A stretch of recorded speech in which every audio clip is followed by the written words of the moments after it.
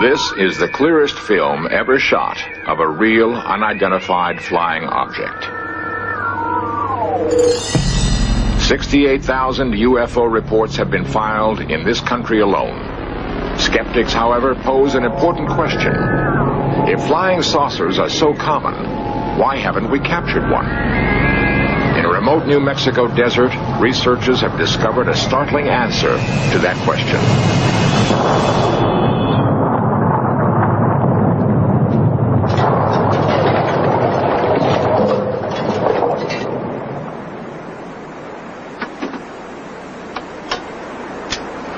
A persistent rumor holds that the United States government has recovered and is concealing fragments of alien spacecraft.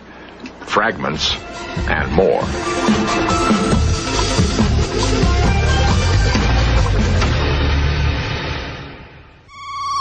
Charges of a UFO cover-up began almost with the first famous flying saucer sightings in late June 1947. It's curious. These reports seem to center around areas where atom bombs and rockets were tested. Were alien forces keeping watch on the new weapons we savages had invented? The flying discs became the Pentagon's nightmare. Seemingly, our fastest jets could never come close to their incredible speeds and right-angle turns. UFOs were said to be able to shut down guided missiles by remote control. The Air Force organized Project Blue Book to officially investigate UFOs. Since its termination in 1969, Blue Book has been alternately praised and damned. Well, the Air Force position is that we investigated UFOs for 22 years. Over 12,000 sightings. Colonel Don Burgrave, U.S. Air Force. About 95% of all the UFOs were explainable. They were weather phenomenon, they were balloons, they were airplanes, they were lightning. And we concluded as a result of our investigations, which was carried out very scientifically, that one, there was no threat to the security of the United States, and there was no evidence that we could ever locate that an extraterrestrial vehicle had landed here. New York lawyer Peter Gersten sued the CIA and FBI to release 5,000 UFO-related documents. The reading of all the documents reveals that UFOs have the ability to render inoperable present-day technology. UFOs have the ability to gain access to our most sensitive military installations, unrestricted and unlimited access to nuclear installations. There's no doubt about it in my mind that there's a government UFO cover-up. Ray Fowler, civilian UFO researcher for 17 years. I've talked to military people who have told me about government cover-ups, how they've been instructed to say this and to say that. And I worked for the United States Air Force Security Service myself, and which worked for the National Security Agency, and I'm very familiar with intelligence operations and cover stories and things like that. So there's no doubt in my mind that there is a cover-up. If there was a planned cover-up, then they were very successful in keeping it from me. Colonel Robert Friend, former head of Project Blue Book, now an engineer on the space shuttle. A lot of these organizations decided that there was a cover-up because the Air Force didn't pursue these sightings to what they considered the ultimate conclusion. If there has been a UFO cover-up, it began in Roswell, New Mexico. Near White Sands and Alamogordo, Roswell was home base for many early tests of atom bombs and guided missiles. Here, also, the practice of military stonewalling may have been perpetrated. The case began when Roswell businessman Dan Wilmot witnessed an amazing object over the town. His son tells the story. This was their home in July of 1947. It was one summer evening. They were sitting out here. Dad looked up in the west and saw an object that came down and had lights blinking, and it was rather frightening to him, but he said all of a sudden it seemed to rock a little bit and sort of counterbalanced itself, wiggle a little bit, and then seemed to settle down and take off at a rapid rate of speed. The next day, reporters heard that the Air Force had found fragments of the mystery object crashed on a remote ranch northwest of Roswell. Excitement ran high. until officials announced it was only a weather balloon. Major Jesse Marcel, in charge of the operation, now tells a far different story. They took pictures, of course. They had a whole flock of microphones there. They wanted me they wanted some comments from me, but I wasn't at liberty to do that. So all I could do is keep my mouth shut. And General Ramey is the one who discussed or told the newspapers, the newsmen, what it was and to forget about it. It was nothing more than a weather observation balloon. Of course, which we both knew differently. Major Marcel had to keep silent because of his strategic position at that time. He was in charge of all security and intelligence on atomic tests in the United States and the Pacific. Marcel retraced his secret recovery operation across the hot New Mexico desert. We left Roswell perhaps around 3:30 or 4 o'clock in the afternoon. As you can see, it's flat. It is very difficult. In fact, with just verbal directions, we never would have found it. We had to follow the rancher out there. The crash site was so remote, it took an entire day to drive there. The following morning, we went out to the site where the crash was. And what I saw, I couldn't believe there was so much of it. It was scattered over such a vast area. So we proceeded to pick up as much of the debris as we could, load it in the wagon. We filled that up. It took us a good part of the day to do that, because there were such small fragments that we had to do a lot of picking. We found a piece of metal about a 1.5 to 2 feet wide and about 2 or 3 feet long. Felt like you had nothing in your hands. It wasn't any thicker than the foil out of a pack of cigarettes. But the thing about that got me is that you couldn't even bend it. You couldn't dead it. Even with a sledgehammer would bounce off of it. So I knew that I had never seen anything like that before. And as of now, I don't know what it was. There is new evidence that the FBI then got into the case with a different cover story. Lawyer Peter Gersten, searching through declassified government documents, came across a mention of the Roswell case.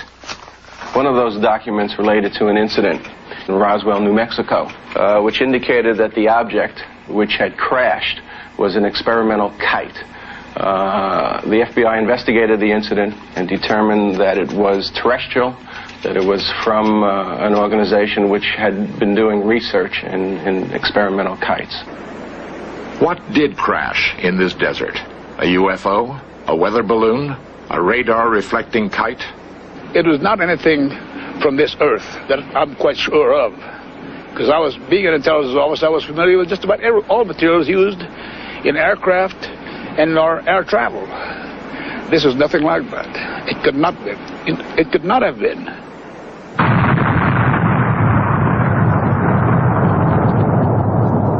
To develop the first atomic bomb, the Manhattan Project was our first totally secret military operation. Secrecy has continued to this day as an instrument of foreign policy. Official fabrications have become a vital link in security. We never admitted such a spy plane as our U-2 existed, until the Russians managed to shoot one from their skies. We managed to capture an advanced enemy aircraft. Even fragments can reveal new information. Such captured material is routinely rushed to Wright-Patterson Air Force Base in Dayton, to the top secret Foreign Technology Division. This place is so classified that former Air Force General Senator Barry Goldwater was once denied entrance.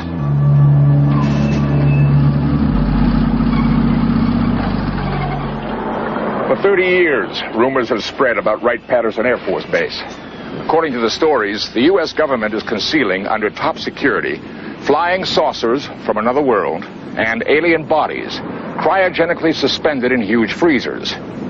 Such rumors could be easily dismissed, except that UFO researchers have gathered information leaked from military sources, sources who claim to have seen the craft and the bodies. The stories and rumors all mention a mysterious Hangar 18 as the ultimate repository. in search of cameras were the first allowed to photograph inside this hangar. Is it possible that here in Hangar 18, highly secret activities once took place? What evidence of a cover-up might we hope to find?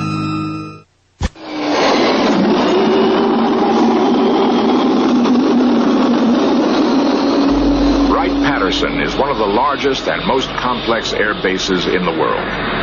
In the Foreign Technology Division alone, hundreds of secret experiments have been undertaken. Continuing military security has made Hangar 18 a mysterious citadel. Some experts believe that new designs have been created here. Every branch of the military has experimented with flying wedges, flying wings, hovercraft, with an amazingly consistent lack of results. The flying saucer shape was an obsession of aeronautical pioneer Edmund Doak. These rare films show static and dynamic tests of his early models. Doak spent 30 years and $250,000 investigating the problems of circular airfoils. Ironically, just when he seemed on the verge of a breakthrough with his Doak 16 vertical takeoff plane, the Air Force canceled development on his projects. No reason was ever given. NASA tested the H-2F2 lifting body as a prototype for the space shuttle.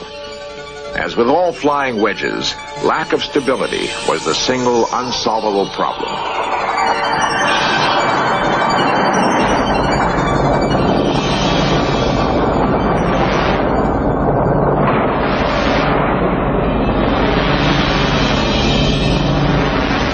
We are unable to confirm a single successful test of a manned flying saucer. Yet, the effort continues. Why? Does the government have some reason to pursue this quest, a reason they're keeping secret? From Wenham, a suburb of Boston, comes an eyewitness account which could explain this continued military fascination with flying saucers. Ray Fowler, one of the most respected civilian UFO investigators, is also author of 2 bestsellers in the field. Because of his stint in the Air Force Security Service, he finds himself still vulnerable to government pressure. I work for a company that designed and built a major weapons system. And because of connections within the company, because of connections with Dr. Jalen Hynek, who was an Air Force investigator for many years, I came across information that indicated that this major weapons system, as well as others, had been disrupted by UFOs. And I gave a story to a national newspaper, the Christian Science Monitor, which published this story.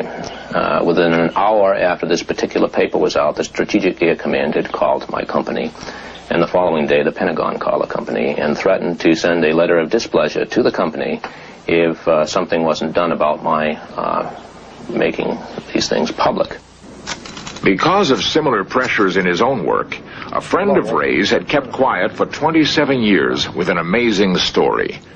Ray tried to convince the friend to tell his story on In Search Of. I know it's been several days now, and I've been waiting for you to call me on this, but have you come to any conclusions? The man finally agreed, for the first time, to talk, but only under strict conditions. I can assure you that your name will not be used. They made up a name, Fritz, to protect the witness's true identity. And I think the best place to do it probably would be in my planetarium away from the kids and the telephone and things like that.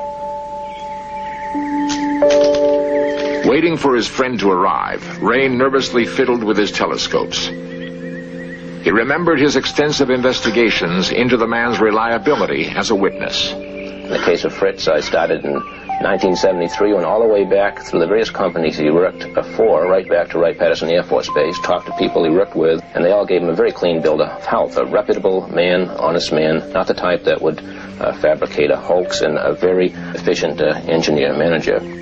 As the man arrived, Ray recalled the years his friend had wavered about breaking an oath of secrecy. He recalled their long arguments about a greater public good. Would the years of patient persuasion at last pay off? So I understand it, Fritz. You were working for the United States Air Force. The story began late one night in 1953 at Frenchman's Flat, Nevada. The man had been working as a consultant on blast effects of atom bombs when he was suddenly ordered to report for a new mission. What happened after that? We were put on a bus, which the windows were all completely covered with curtains and, in some cases, black paper taped to the windows. And we're driven for 3 or 4 hours, and we're not sure just where we were going. Several of us tried to guess where we might have been. We, at that time, came to the conclusion it was in the area of Kingman, Arizona. After getting off the bus, as recreated here, the scientists were taken to an even more remote location. They had no idea exactly where they were or what they were about to see. We were told that we had been selected for various technical specialties. And I was told that I was to ask any questions that had to do with dynamic loads and nothing more, and I wouldn't get any answers to any other questions.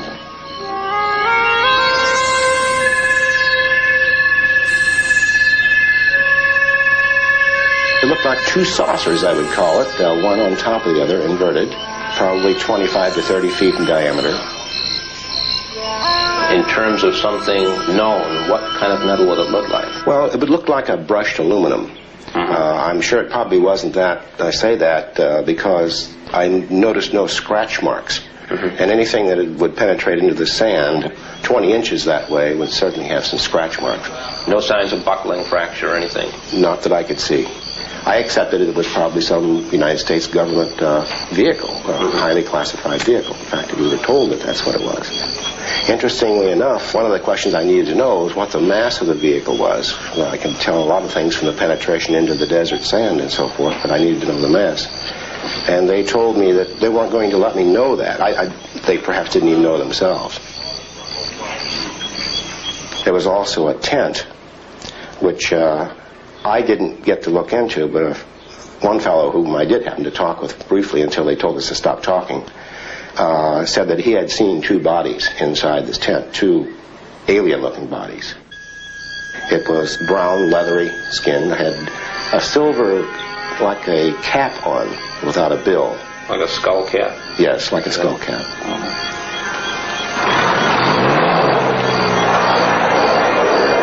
I realized what this really started to mean, but I also at the same time realized probably why the government was keeping it classified. There are a lot of things that could be changed by our culture or religions. There are a lot of things that could be affected by the release of information like that at that particular time. Like many other UFO stories, this also concludes with the recovered craft taken to Wright-Patterson Air Force Base.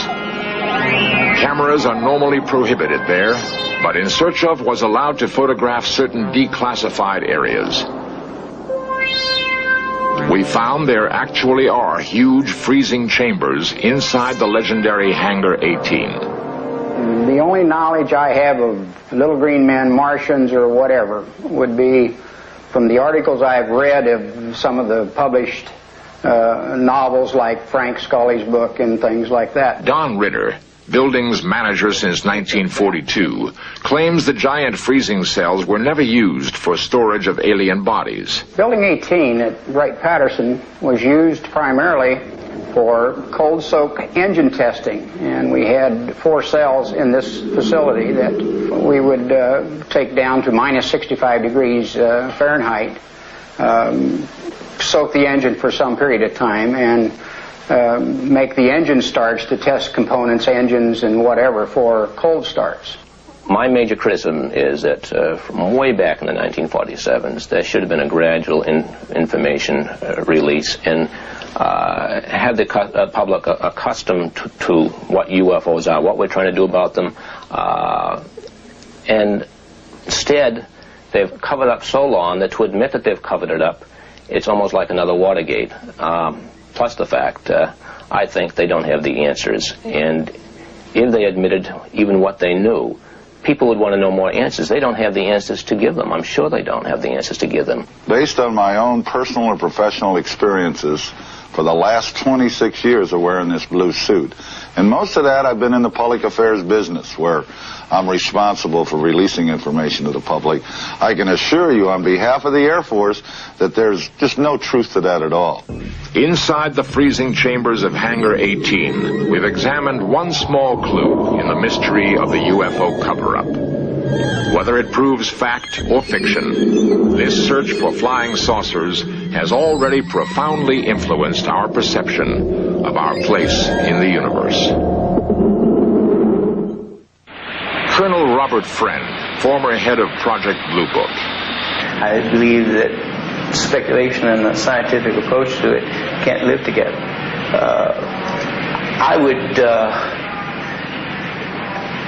feel that there were, in lots of instances, cases that had potential scientific pay dirt that possibly should have been pursued further. And in that regard, yes, I think that some of the cases had a lot of promise. The Roswell case and the strange story of the man known as Fritz are two dramatic examples of close encounters of the fourth kind. Like the 68,000 reports on record of UFO sightings, they exist in a limbo, halfway between science and speculation. Coming up next, Pappy Boynton and his flyers used some captured enemy planes for a raid on a Japanese aircraft carrier in the Black Sheep Squadron. Then we've got Modern Marvels with the story of the battle between Tom Edison and Nikola Tesla over electricity systems and how Niagara Falls was harnessed to produce electricity. But stay tuned now for the Black Sheep Squadron here on the History Channel, where the past comes alive.